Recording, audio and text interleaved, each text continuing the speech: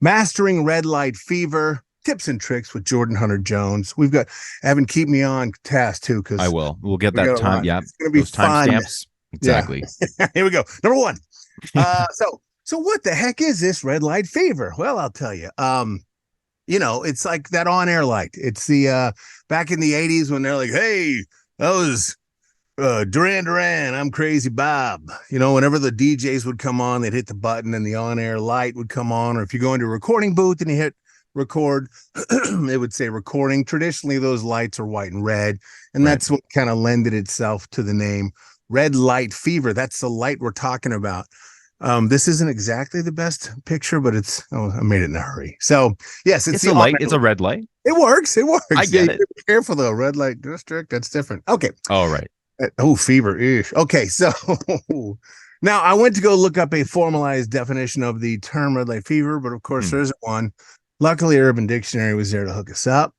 So Urban Dictionary defines it as the feeling of nervousness whenever recording a track in a music booth. Okay, obviously that's not going to apply to us, more of a vocal booth, but it's the same gist. So the two most common areas that red light fever will affect a voice actor is both in auditions. Man, there's this one gaming company that I've just always wanted to be in with them, and their characters are great. And I'll see one and I'm like, this is me. And I still haven't booked with them. It kills me. But even to this day, I'll walk up to the mic. I'm like, all right, hold on. And I'll still get that tension, for an audition. It's just, I want so much. And then it fits me so well. And so you get it there a lot. And you absolutely get it in live directed session. So I know a lot of people today either haven't had their first booked live directed session yet, or even in a studio. Depending on some cities, you might be going into studios a lot still. But a live directed session, maybe you've done quite a few. Even with clients I've worked with before on a number of occasions, I'll still have a little bit of, all right, because I don't want to let them down. You know what I mean? Even though we know we're not gonna, you still have that feeling sometimes. So that's basically the definition of red light fever. So let's talk about it. I want to share with you all a very vulnerable time.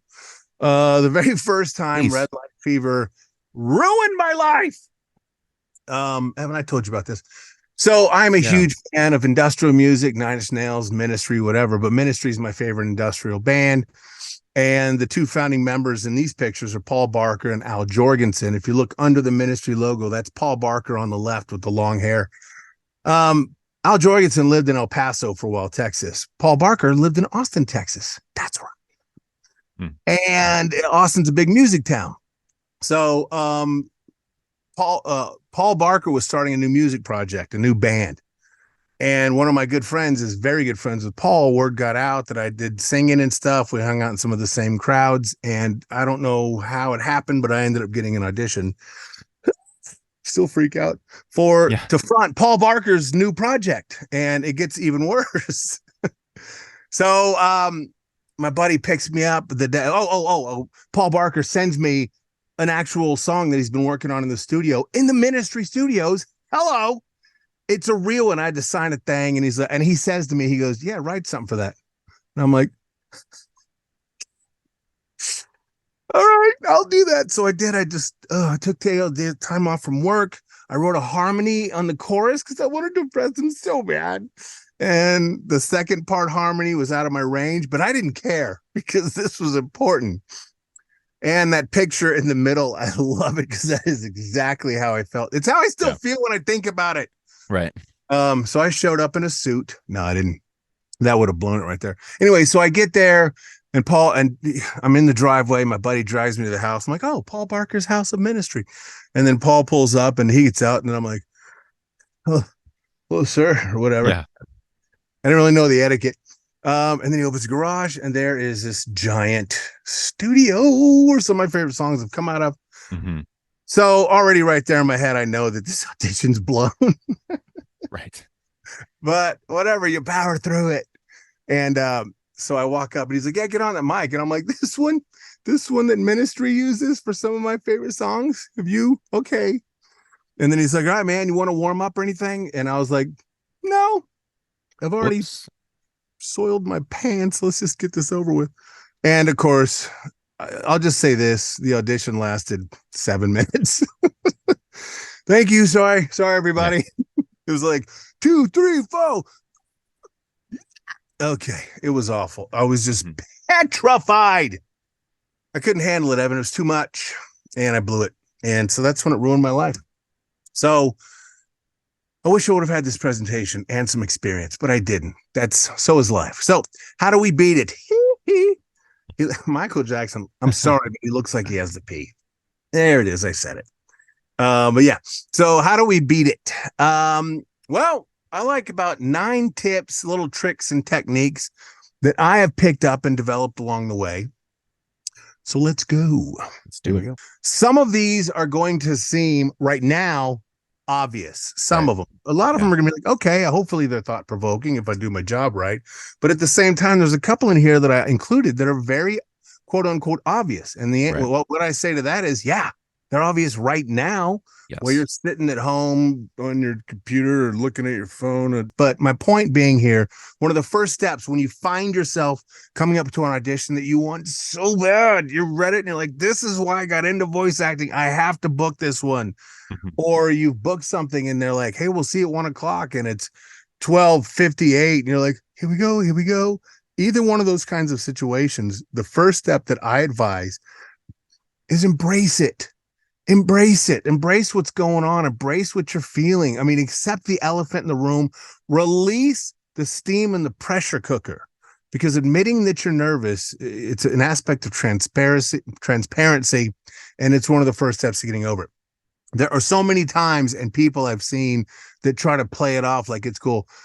I didn't tell you guys this yet, but but that's how I played it for the ministry audition. On the outside, I was like, on the inside, I was like, oh my God. But on the outside, here's what they saw in the audition. What's up? You guys ready to tear the house down? Yeah. Yeah, let's do this. But inside, I was like, yeah. So don't do that. Please don't do that. Embrace it. Don't try to power through it, because then so much of your mind is used to put on this front, and you need that bandwidth to relax. So a quick story for you that helped me come to terms with this. Some of you may know this is Tenacious D, and that's Jack Black on the bars there. He is a on-camera actor, a wonderful actor. He is a musician, him and Kyle Gasser of Tenacious D, amazing, humorous musicians. But he's also one of my favorite animation voice actors. I so respect and love his work, Kung Fu Panda and some other ones, because he's so comfortable. He's so relaxed, so much so that I promise you 20% of any animation project he's working on was probably improvised. And you can't do that tense, all right? So keep that in mind. Because one time I was watching a little short behind the scenes documentary following Tenacious D backstage at some major concert event. I want to say it was Lollapalooza or one of those. They were one of the acts. So of course the camera people, they're like, let's follow Jack. He's funny. And they did. And it was. And Jack's here, and just being himself. And it was great. And then 30 minutes before they took the stage, someone's like, Jack, you're up in 30 minutes. And then the next couple scenes, the camera's following Jack, and he's not cracking jokes anymore. Right. They're following him, and he goes to the porta potties backstage, and he turns to the camera, and he's like, okay, gotta tend to my pre-show jitters, so you guys won't be following me in for this part. See you after the show. And he closed the door. And I was like, what? Jack Black still gets red light fever? Mm-hmm. But the thing that moment taught me was he turned to a camera and he was like, I got to go deal with this. I have to accept it. He embraced it. Does that make sense? Right. One of the most confident, he seems like the most confident person we've all seen perform. After he's come to terms with it. Exactly. Yeah. Love it. So let that be a lesson to you. All right. Here's another one that's going to seem common sense, but not so fast. And that is, if you get really nervous, just give up on voice acting and go get on a beach.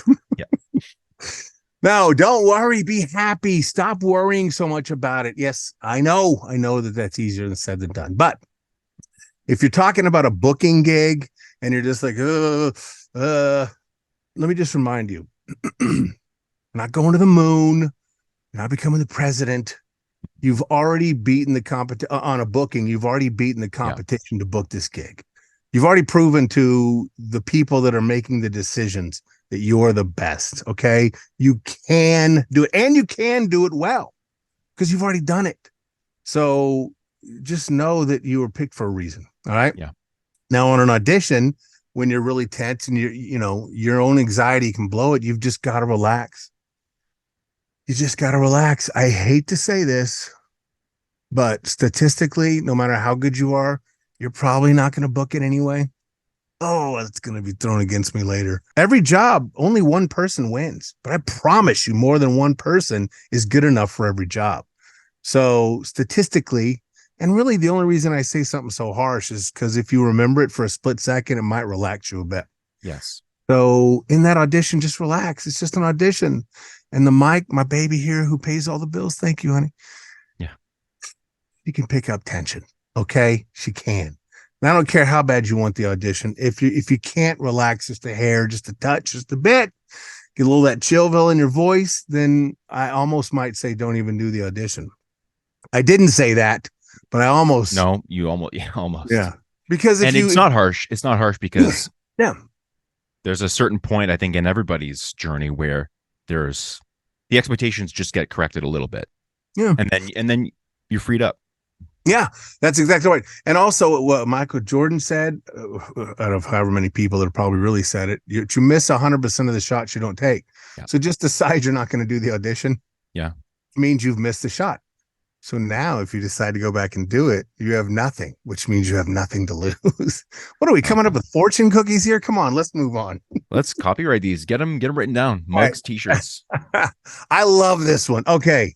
Develop your lead-in skills. Some actors are very lead-in prevalent, some not so much.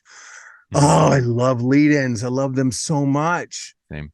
Most scripts are just a little snapshot in time if you think about it. Okay, so before the guy walks up to the bar to order a beer and do whatever funny thing sells beer, if you think about it, he had to drive to the bar.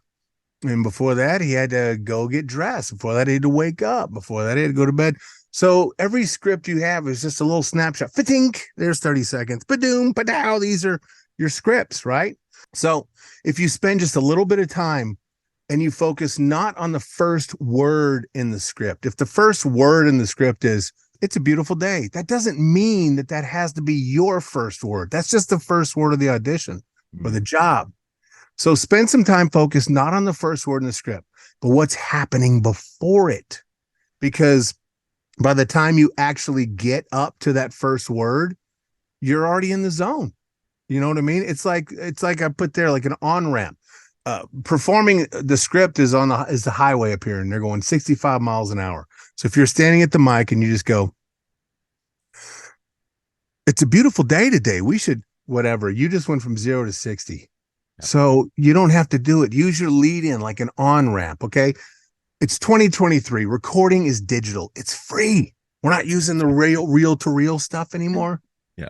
So a lot of times I work down here, by the way. Hey, I'm down here working. And when I go to record, it's an elevator system that I've installed. Right.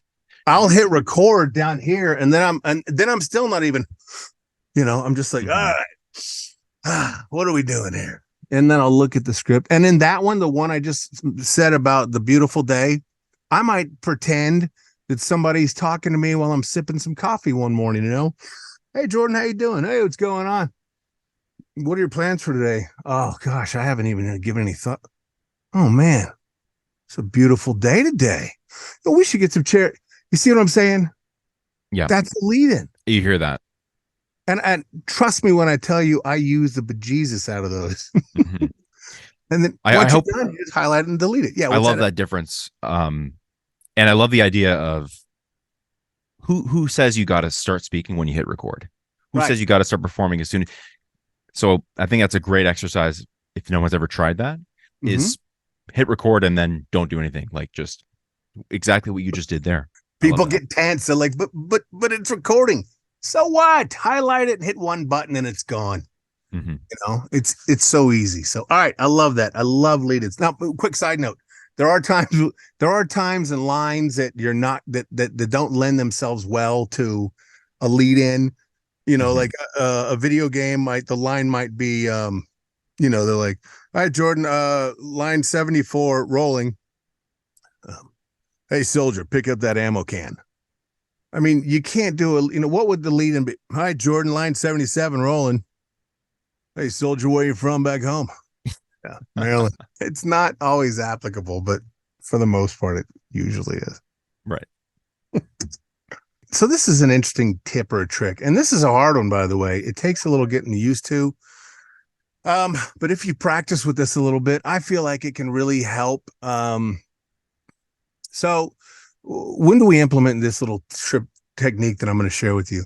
This Mhm. is used because a lot of common scripts, commercial scripts and whatnot, they're written for the person to start off thinking, the narrator, the character.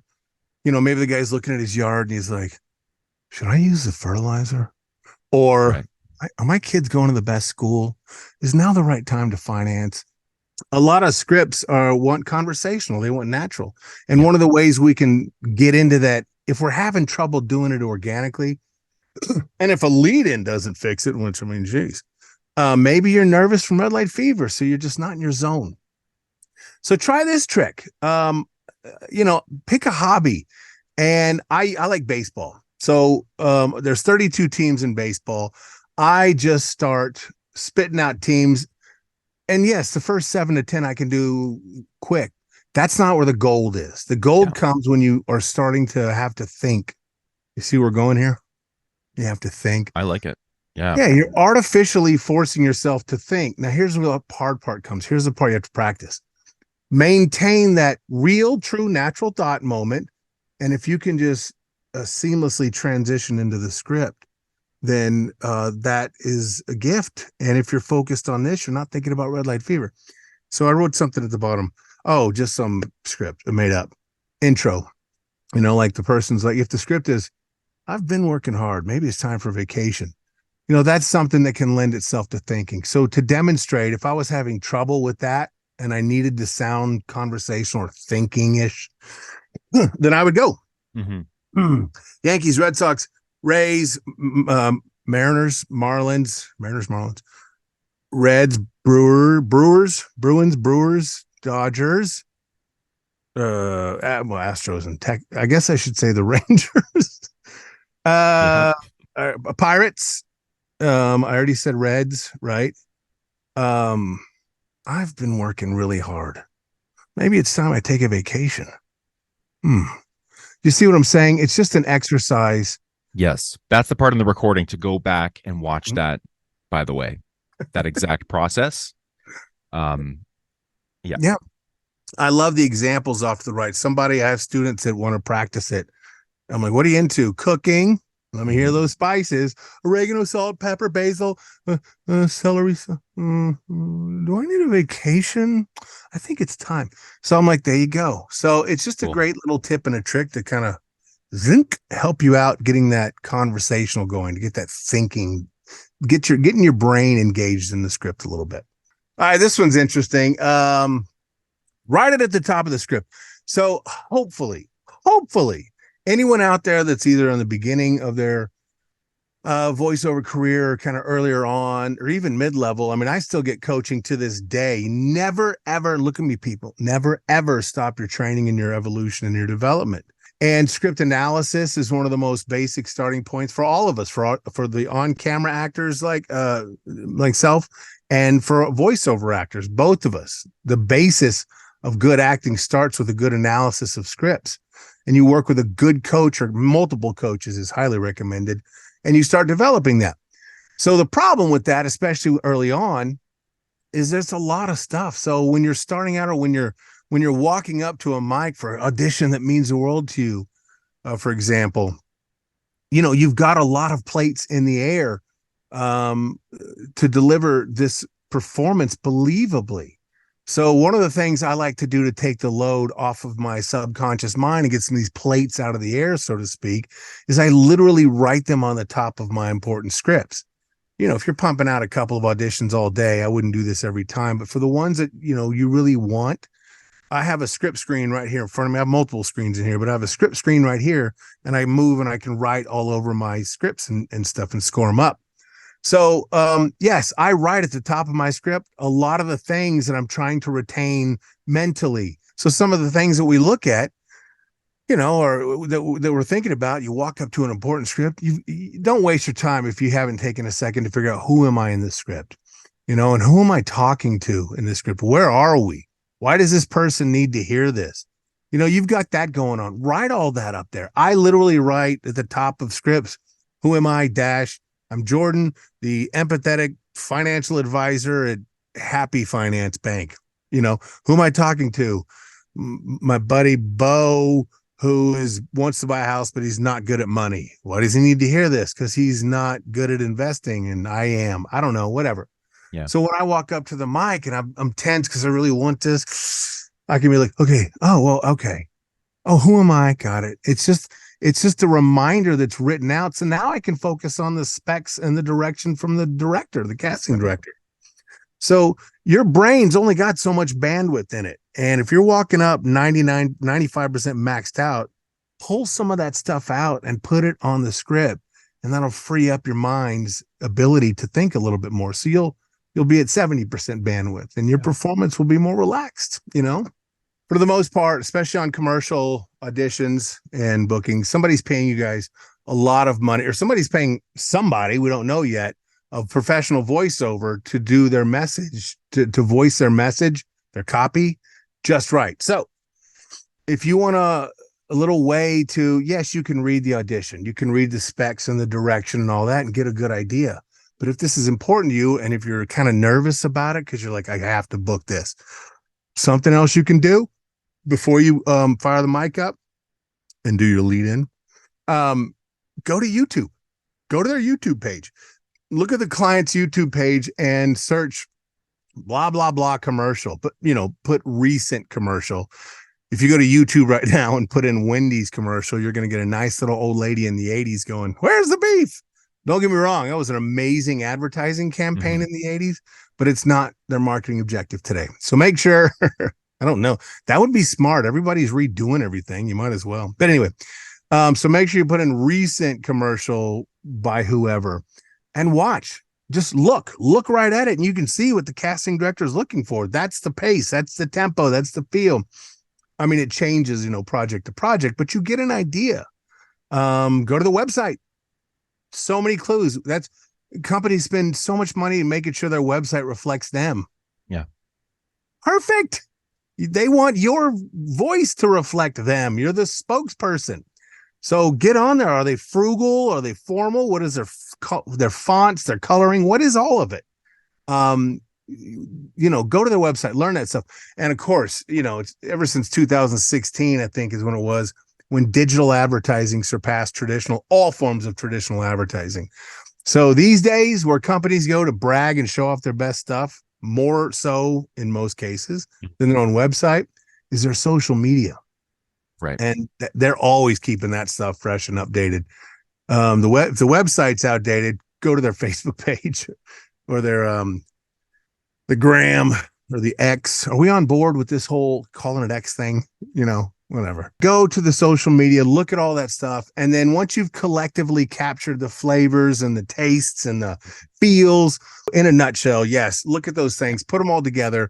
And then obviously that's going to be what the client likes. So if they're hiring somebody to voice their spot just right, go read those tools, go take it all in and bring out your version of what the client is looking for, because that's the one thing that we can all offer is our own version of everything. We can't, you mimic, that's not you. So, All right. Now this one's great. And I know as a joke, I put cheat code. This is not a cheat code. Evan made me write that. No, I'm kidding. Yep. He forced me. I want 2 cheat codes. No, Yes. I put cheat code, but this is very legitimate practice. You should be doing this anyway. But so here's the big deal on this one. It's just marking your beats, or basically any script for the most part, especially commercial scripts, all have their stories. They're just little tiny short stories. They all have a beginning and a middle and an end, because stories do. So what you want to do is when you're looking at your script that you're so nervous about and you really want to deliver well and you've got red light fever, score the script. Mhm. Find the beginning, the middle, and the end. All right. Once you've done that, read over it, get the feel for it, and then apply some kind of descriptor to each part, the beginning, the middle, and the end. Some kind of adjective, and then most importantly, see the all caps? The reason we do this is to ensure that we perform those three parts differently. Por ejemplo, Yeah. this little made up script I put here. Here we have the lines. It's a beautiful day. Beat. There's your beginning. Yeah. We should get lawn chairs for the yard. Beat. There's your middle. Home Depot has them for 10% off. Beat. There's your end. These are three separate parts of this super tiny short script, but that's all we need.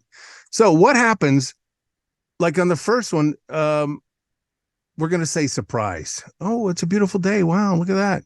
Excited. Oh, we should get lawn chairs for the front yard. And then what a happy. Oh, Home Depot's got them 10% off. So here's what it looks like when we perform all three parts the exact same. Okay. And by the way, I see a lot of beginning actors do this, and this is why this is one of the first tips I want to cover with them. Have you ever heard somebody read? It's going to sound the exact same. It's a beautiful day. We should get lawn chairs for the yard. Home Depot has them for 10% off. So now if we apply surprised to the beginning, excited to the middle, and happy at the end. And you know what? Let's put that lead in from earlier. So what am I? Oh, I'm having the coffee. And now I want you to watch. We're going to deliver them under those three guys. So great coffee. Jordan, what's going on? Hey, morning. How you doing? Sleep all right? Yeah. What do you got going on today? Here comes surprise. I don't know. Oh, wow. Look at that. It's a beautiful day today. Excited. We should get lawn chairs for the front yard. Happy. Home Depot's got them for 10% off. Throw it together. Oh, it's a beautiful day today. We should get lawn chairs for the front yard. Home Depot's got them for 10% off. You see what I'm saying? Amazing. So it's Yeah. different than So it's a much beautiful life, day. right? Yeah. That's why it's the easiest tip or trick. Not easiest. That's not right. It's one of the most effective. So if you're going to implement one thing from today, start with that. Voice acting. Somebody said this or heard it. I don't know. I love it. It's the truth. Voice acting is saying the most natural thing possible in the most unnatural environment. Yes. Believably. That's basically one of the best ways to sum it up. So I get it. People are watching you. It's an important audition. You hit the record button. It's got to be done a specific way. And it's all that is supposed to sound natural and comfortable as possible, right? Mm-hmm. So then I see somebody like a new student or somebody, I'm working with them, and I see it. They're like, okay, I'm ready. I've got the script. I've got this stuff written up there. I've got my parts. I got a good lead in. I'm like, hit it. And they're like, okay. And then they lean into their mic and their scripts over here. And they're like, okay, it's a beautiful day at the Home Depot. I'm like, whoa, what are you doing? Stop. How are you supposed to say something as natural as possible if you're so uncomfortable, if it's so unnatural? So what I say, you have to be comfortable. You have to deliver believability. So, I call it make the room, build the room around you. Here's what an exercise I like people to do that are really getting into voice acting or having trouble with this. And once you get a little more comfortable, it will help you with red light fever. So go into your recording space, walk-in closet, studio, whatever you've got. Go in there and just throw everything out figuratively. Yeah. Please don't really throw it out. But it's just you in the space, all right? And then just get in there and just feel it. Feel the space. And, all right, do I want to record here? Probably not. How about this corner? No, this isn't it. Until you're like, okay, yeah, there we go. Okay. Yeah. Yeah, this is it. I like this. Now, just your mic, grab it in the world, wherever it is, and bring it to you. Build it around you. Now, where's your script screen? Oh, it's down here in the tablet. I went to Walmart once, $20 for a 25-inch screen.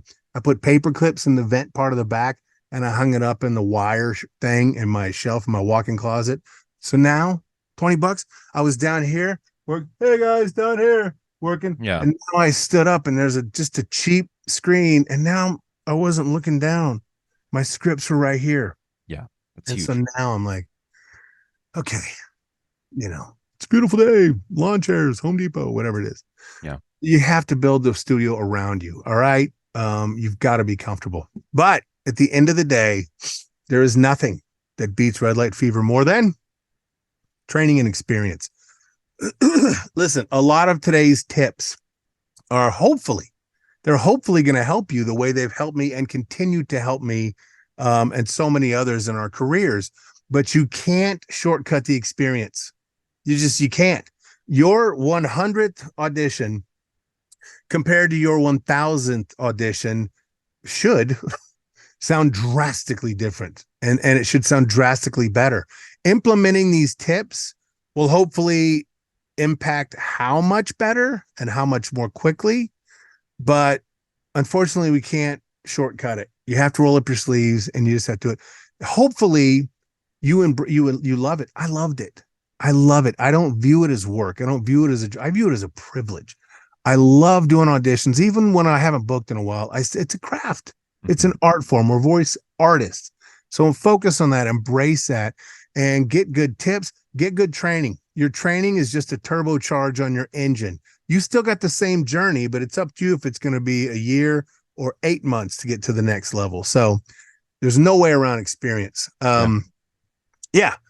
So continued training and experience under your belt, and that's gonna and practicing a lot of these tips and other ones. Yeah. That'll get you there.